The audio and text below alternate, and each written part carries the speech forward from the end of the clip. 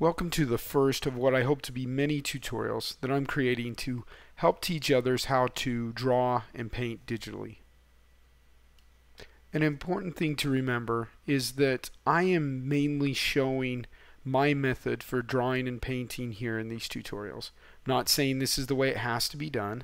I'm saying this is the way that I do it and what I consider to be best practices. The program that we're showing here first is called ArtRage. This is a great program to use when you're trying to emulate traditional or natural mediums. Much like other digital methods, this program has the ability to create layers, to undo mistakes. It also has some more advanced modes that allow you to do blending modes, that allow you to add effects to your painting so you can speed up the process of creating things. And there are reasons to use a few other programs, but like I said, this is a good one for transitioning from a traditional medium to a digital medium. This also comes at a good price point. It only costs around $50, and if you're upgrading, it's only about half that. In future videos, we'll be going into detail with other programs. So some of the programs that I highly recommend, and especially one program that I always go back to, is right here. It's Photoshop CC. This is the latest version of Photoshop. I also recommend Corel Painter, Sketchbook Pro, and then over here we have Paint Tools SAI. All of these are great programs to use, but for this video we'll be mainly covering everything within ArtRage. As I said earlier, that ArtRage has the ability to emulate your traditional mediums. We're going to zoom in here. You can zoom in by hitting Command or Control plus, and we're looking at the background. ArtRage comes with a bunch of preset backgrounds that you can choose from, and these go all the way forward as you're working with the mediums, meaning as we draw, so I'm going to select a pencil, you'll see that as we draw on here, my sketch is broken up when it hits the rough surface of this background image. And that's one of the great benefits that you have here. Corel Painter also does a good job of emulating this. But there are also some additional mediums that they have here that it does a good job with. So here, for example, is watercolor. So this is how watercolor would look like as you're putting it on canvas. Some other mediums it has, now these are my favorite, so I'm going to choose oil. And oil simulates the actual bristles of the brush. Now you're seeing these marks disappear. One of the greatest benefits that you have as a digital artist is to be able to undo mistakes that you've made by hitting Command or Control Z. This is the undo process, and remember, it's one of your best friends.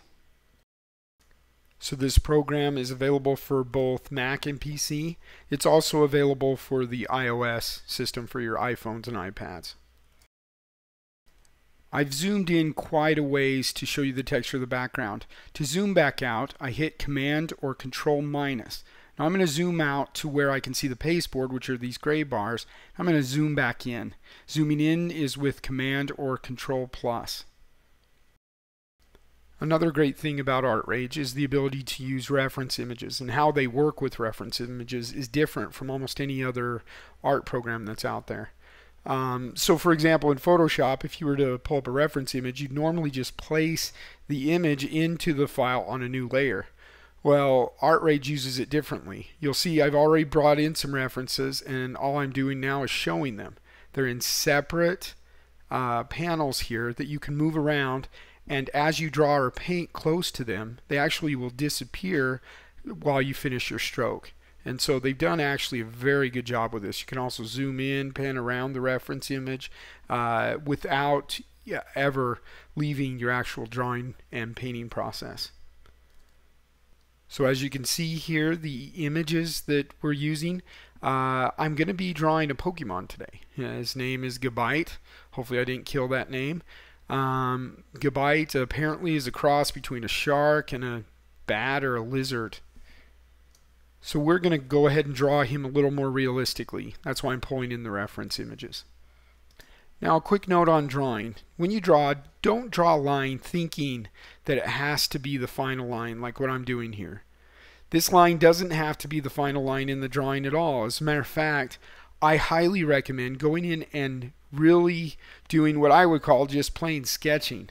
Going in and blocking in the shape with a bunch of quick gestures that will allow you to get a good start so you can start doing comparisons on shapes, on where things lie. It's just a good method to get into when you're first starting out. Now, another thing to remember too is to loosen up a little bit when you're starting to block these shapes in. It's amazing the quality of line that you can get if you quickly go in and just simply draw a few very quick circles or a few real quick sketched out lines. So as you're seeing here, I'm going to go in and use a bunch of circles to at first represent the outer portion of this of Gabites, or this shark's-like body. Now, as I'm working with this, I'm noticing that the brush isn't exactly, well, the brush or the pencil isn't extremely large here. So what I'm going to do is increase the size a little bit. You can increase the size by hitting Command or by just hitting the bracket keys. If you hit the right bracket, it will make the brush larger. If you hit the left bracket, it will make it smaller. Here in ArtRage, you can also use the arrow keys. You can also go down to the bottom left-hand corner here, and down here in the bottom left-hand corner, you can see you can just grab, and it will make the brush bigger or smaller, whatever brush you're working with. So in this case, it would be the pencil. A little note about these reference images as you're working with them. As I said, when you draw close to them, they disappear so you can see the final strokes of your drawing. But one of the other things you can do is you can quickly take one of the images and move it around your canvas without having to switch layers or any of the other things that you might have to do in another program. You can also go in and rotate them and zoom in and zoom out. You'll see me do that as I get further along in my drawing. One of the last things I'm going to note on before we move forward into the high speed of this drawing is although you can use a mouse in these applications, I highly recommend using a tablet. Tablets come with the ability to hook your brushes up to pressure sensitivity, and so that pressure sensitivity can be used to make the lines darker. They can be used to make things, more or less opaque. They can be used with your erasers, so you can erase just a little bit or a lot. And so there are a ton of different things that you can do with the tablet, and it more simulates the actual physical drawing process for a traditional medium. And so now with that, what I'm going to do is go ahead and speed this thing up, and I will stop talking for a little bit.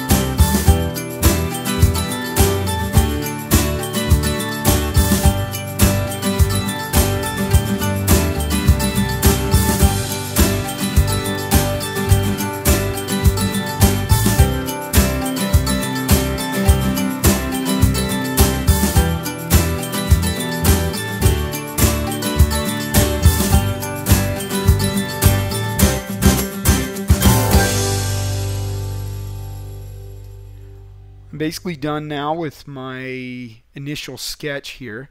There's some things I can do to tighten up the detail a little further, and you'll see even as I'm talking I'm going into bringing out a few details in the teeth. But from here we're pretty much ready now to go in and start adding in color. So in the next tutorial that I will be doing, we're going to go in and start painting this. And I might use a few different programs to do it. I actually don't know what I'm going to do yet. So look forward to seeing you next time.